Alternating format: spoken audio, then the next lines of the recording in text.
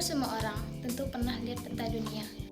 Jika kita memperhatikan baik-baik, benua raksasa yang hampir sekitar 30% menutupi permukaan bumi, maka ia nampak seperti potongan fajar yang cocok satu sama lain, khususnya kalau kita tengok beberapa bagian benua, seperti pantai timur dari Amerika Selatan dan pantai barat dari Afrika.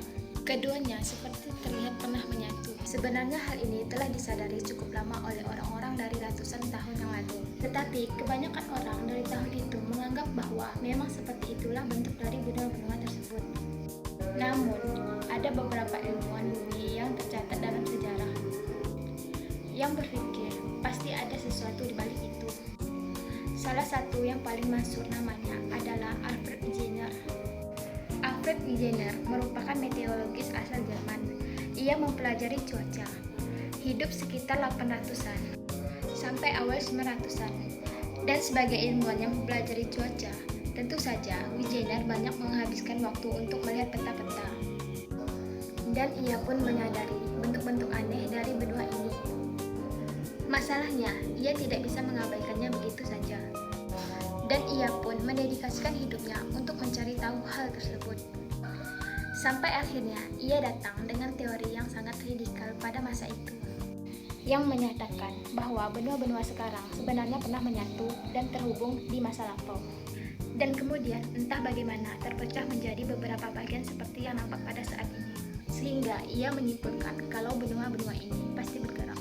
Tentu saja orang-orang pada zaman itu menganggap teori ini merupakan pikiran konyol. Gimana mungkin benua bisa bergerak? Tetapi Wegener sangat serius tentang hal ini, dan ia pun menghabiskan seluruh karirnya untuk mempelajari hipotesis ini dan membuktikannya.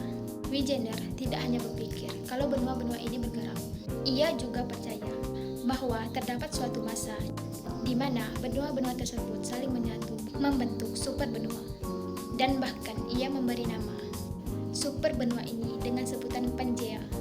Wegener percaya bahwa super benua ini pernah ada 450 juta tahun yang lalu.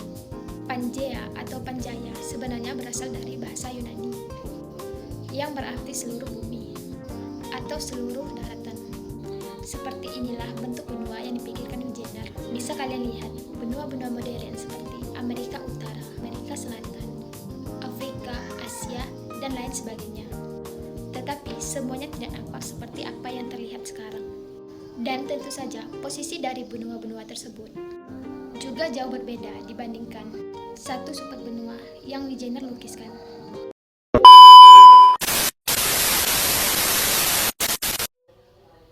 Teori tektonik lempeng ialah teori besar dalam bidang geologi yang dikembangkan untuk memberi penjelasan terhadap adanya bukti-bukti pergerakan yang dilakukan secara alami oleh lempeng bumi.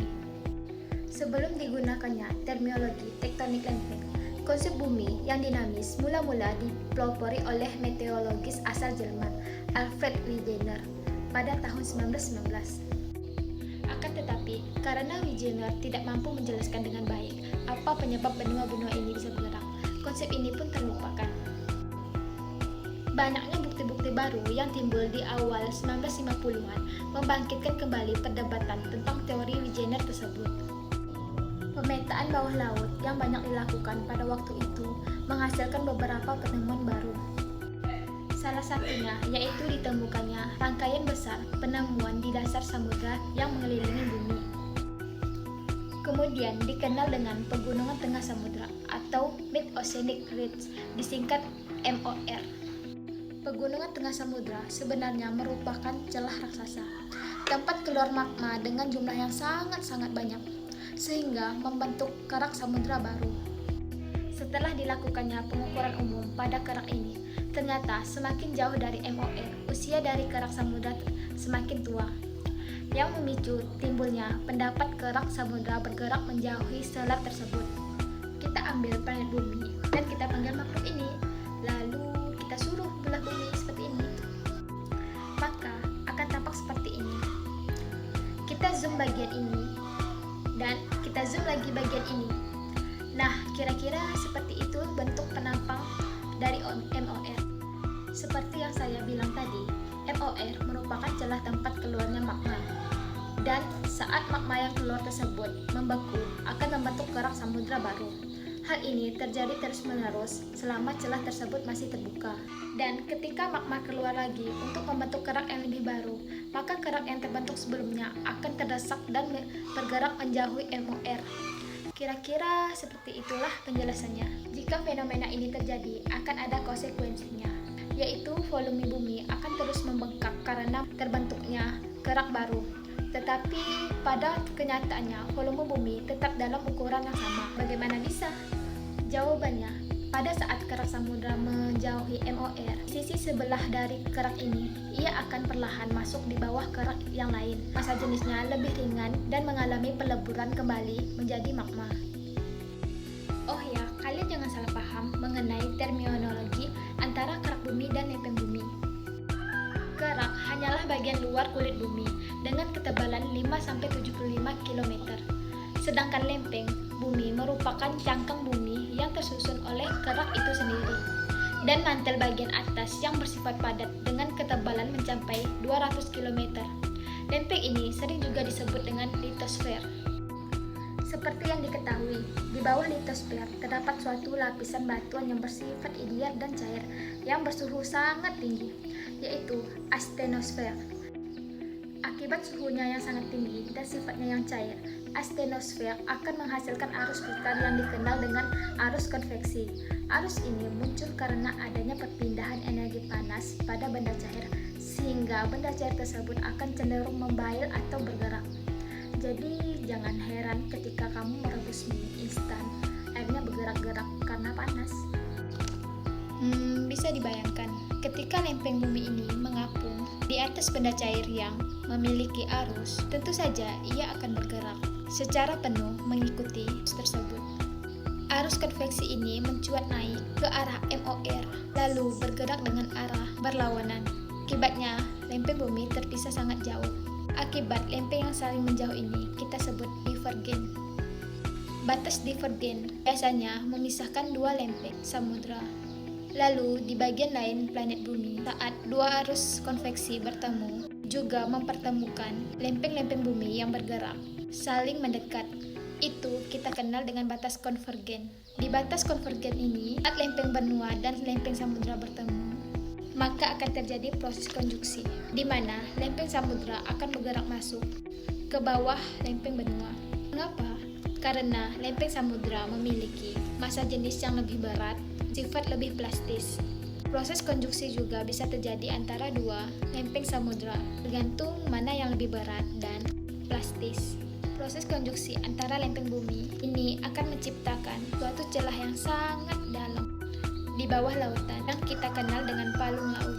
Sedangkan jika yang bertemu keduanya merupakan lempeng benua, yang terjadi adalah kolisi.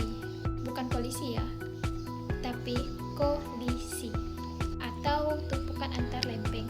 Tumpukan terjadi karena sifat lempeng benua yang kaku sehingga akan membentuk pergunungan lipatan. Titik terdalam atau puncak tertinggi di bumi yaitu Palung Mariana di Filipina dan Gunung Everest sebenarnya tercipta karena interaksi lempeng-lempeng bumi pada batas konvergen ini. Lebih jauh lagi, kita mengenal lempeng transform, di mana dua lempeng bumi bergerak dengan arah berlawanan sambil bergesekan. Atas lempeng transform akan menghasilkan suatu lipatan lempeng dengan panjang dengan kedalaman sangat ekstrim. Contohnya, Pathat Andreas.